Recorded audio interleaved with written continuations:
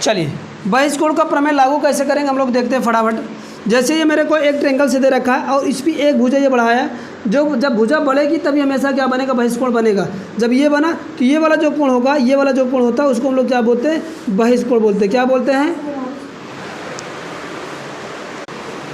तो ये क्या होता है, ये जो कोणों के बाहर बनता है उसको बहिष्ठ कोण बोलते हैं, बहिष्ठ कोण। ये बहिष्ठ कोण होता है।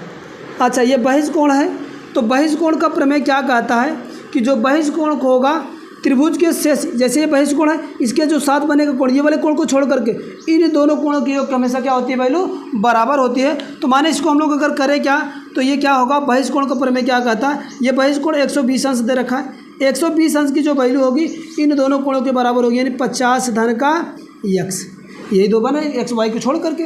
यहाँ से हम लोग क्या निकालेंगे, x की वैल्यू अगर निकालना चाहें तो 120 माइनस क्या हो जाएगा 50, तो x की वैल्यू कितनी आ जाएगी हमें, बोलो ना भाई कितना आ जाएगा, 70। तो ये x की वैल्यू मेरे को कितना आ गया, 70 अंश। इसकी वैल्यू मेरे को कितना मिल गया, 70 अंश। अगर जैसे ये 70 मिल गया, अब ये त्रिभुज की मैं बात करूँ तो भी आ जाएगा।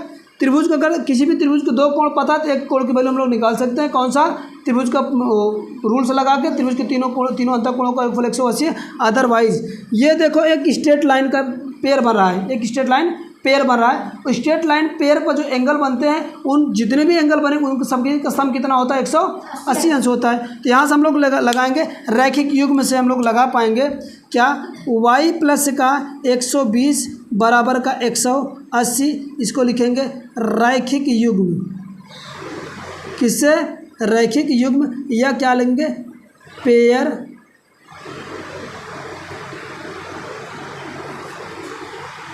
लीनियर पेयर लिख लेते हैं, लीनियर पेयर, रैखिक युग्म अंग्रेजी इसको बोलते हैं। अब यहाँ से आप y की वैल्यू निकाल पाओगे, y की वैल्यू कितनी आ जाएगी, 180 माइनस 120 बराबर क्या आ जाएगा y की वैल्यू, y बराबर क्या आ जाएगा आपका 60 अंश।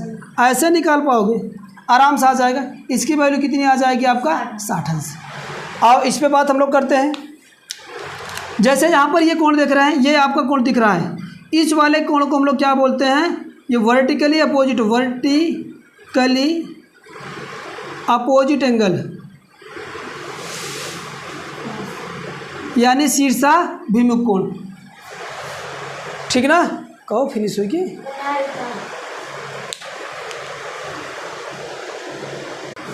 तो ये वर्टिकली अपोजिट एंगल है जहाँ पर दो रेखा एक दूसरे को इंटरसेक्ट करती है ऐसे फॉर्म में। तो ये वाला जो कोण बनता है, ये 1 और ये 2 कहूँ, ये 3 और ये 4 कहूँ,